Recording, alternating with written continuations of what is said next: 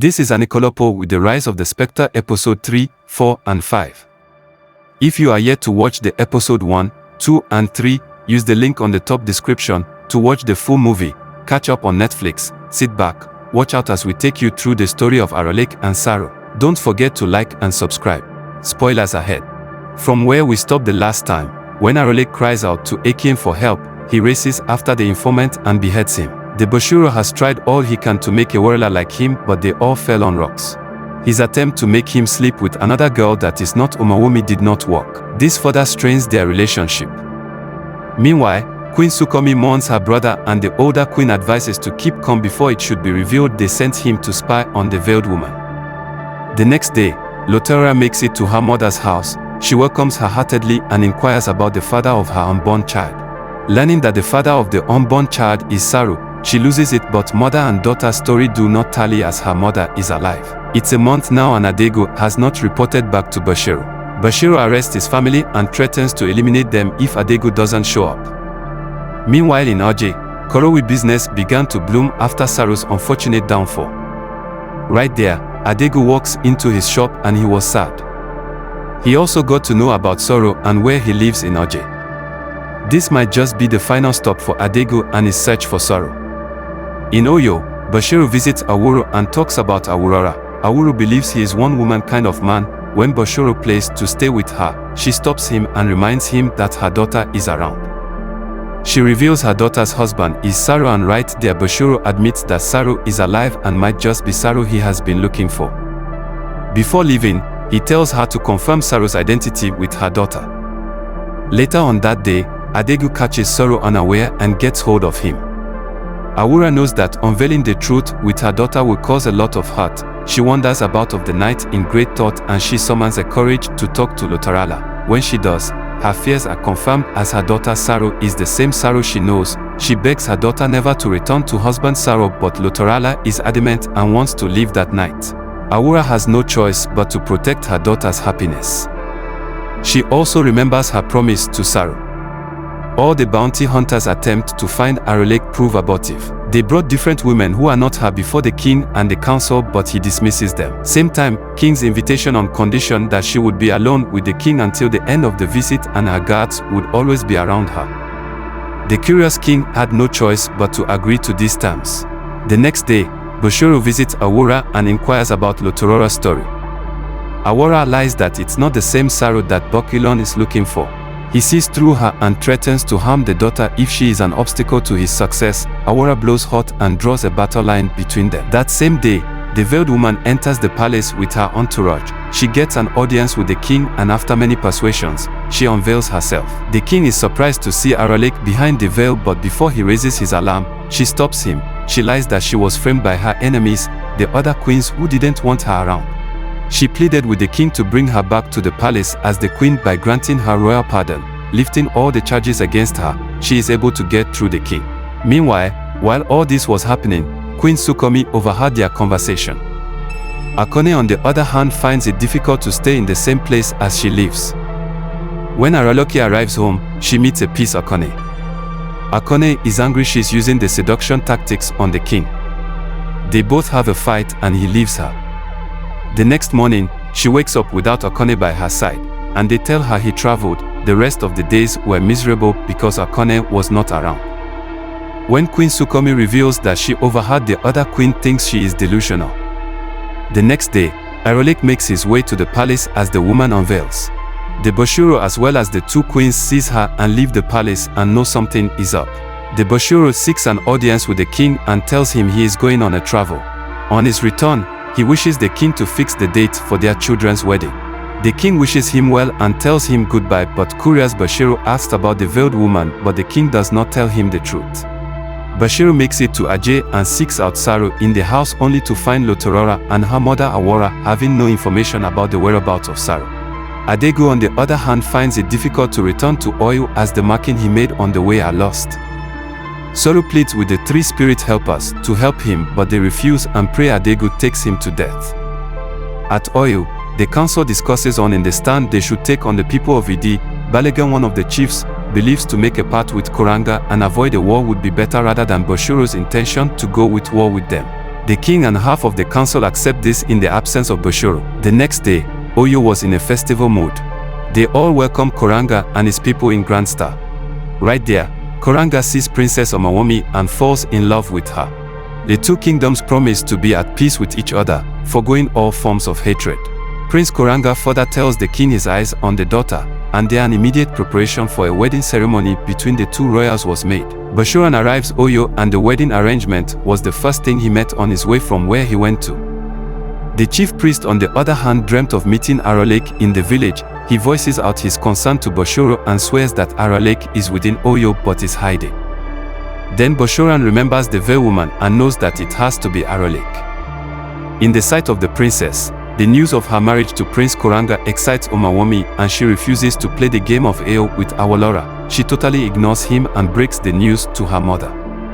She admits to her mother that she loves Awolora, but Koranga the rich prince is the man of dreams with his handsomeness and strength as a warrior. However, her mother believes Awolora is the one for her, but she ended their friendship because he was poor. When the king and the council call Bashoro to explain things to them, he fears he is not angry with the news he had and in fact gave his blessings to the princess and his lover. The whole council and the king are stunned at his reaction. Omeami on the other hand, tries to apologize to Awolora, who he left for riches, but she gives her his back, asking her to leave. And as we know, Arolek wants more, and more is not just a reinstatement as queen or a rare pardon. More is that the king comes to her palace. Because she rejected the king's invitation, she invites him to her place. As a finished man, the king sneaked out in an ordinary clothes and without his royal guard to see Arolek. Bashoro steadily follows him and sees him together with Arolek. The next morning, Bashoro pays a visit to Arolek and threatens her. He knows his cup is full and the day she will pay for all she has done is near. He inquires about her source of wealth but leaves when she refuses to talk. Arolek knows her cup is full and is content with some spill. The marriage preparations between the royal families are still ongoing. Bashoro suggests a fight between Prince Koranga and his son. He believes his son should at least be given a fighting chance to fight for the woman he loves. The king, the council and Koranga agrees to it. On the night before the duel match, Bashoro hands a charm to Awolora to use on Koranga when the fight gets intense. This is the only way to win. On the due day, Amos the king, his family, the council and almost everyone from Oyo and it came. Koranga beats Awolora and Awolora ran away without using the charm his father gave to him. That night, Omomi admits to the Prince Koranga that he loves Awolora. To make things better, he agrees to apologize to him. When he goes to Bashoro's house to apologize to Awolora Lona, he meets Bashoro scolding at his son for being a coward and disgracing himself. At the same time, Omomi steps on a charm when someone calls her name. The next day, the two royals get married. That same day, Omomi became a widow. Prince Koranga's death was a mystery. Everyone agreed it was a charm called Megan that killed him, but who said the charm? Nobody could tell. Prince Omawomi became a shadow of herself, and even her mother's attempt to make her feel better failed. She also started seeing Koranga's spirit. The king and his council are worried about the turn of events. They discuss their next actions, and right there, the chief priest blames the king for a recent happening, reminding him of the dreams and the solution to it. The chief priest also reveals that the king has been having an affair with Arolek, a wanted person and the only solution to their problem. He leaves after dropping the bombshell on the chiefs. At this point, Prince Koranga's people demand to see him as they were hearing funny rumors. The chiefs lie to them that they will be able to see him in 3 days as their tradition holds. Koranga's people leave hoping to see him in 3 days' time. Luck seems to be on the Bashoro side as Odegon returns with Saro, and Saro is then held captive. The king's attention is drawn to Omawomi and her recent behavior. His wife is pleased with him to make up with the chief priest, who is the only person to help them. When the chief priest arrives, he confirmed that he is dead and asked everyone to leave, including Omawomi. Bashoro pays Saro a visit in prison and asks him about his powers to raise the dead. To confirm his abilities, he killed Adegu, but Saro is unable to raise him from the dead. Later on, Bashoro makes a deal with the king. The king will fix a marriage date for their children and he will raise Koranga from dead. At this point, the king has no choice but to agree. Later that day, Arolek was arrested. Saro on the other hand cries out to the three spirits to help, but they refused. Few minutes later, Arolek is thrown into same prison with him. They are surprised to see each other alive. After tears has been shed, an apology is given. They both agreed that they were victims of their wrong choices. The next day Saro was called upon by Bashoro to raise Karano from the dead. With the help of one of the three spirits, Karano is raised from the dead. Bashanan leaves Saro to go and makes him swear never to return, meeting to avoid meeting his untimely death. Kuranga walks to his people and they left heading to it with everyone bewildered that he has risen from the dead. However, the story is that when Kuranga got to it, he didn't say a word to anyone. He slept through the night and became a corpse again by morning. And as time goes on, people accuse Bashoro of having a hand in his death. When Ewerela overhears this rumor, he confronts his father about it, and indeed Bashoro was the mastermind behind his death. He admits he is disappointed with his father, but Bacholao doesn't care. Wanting it all, he confronts Arolek and asks about her source of wealth, faking a promise to set her free. He saw her source of wealth, he takes it and promised to behead her at the village square the next day. That night, Amawomi visits her dearest friend Don Lover and together they play their favorite AO game. The news of Arolek's beheading in the village square became a controversial issue. People were happy she's getting what she deserves. Others believe that says it's actually inhuman.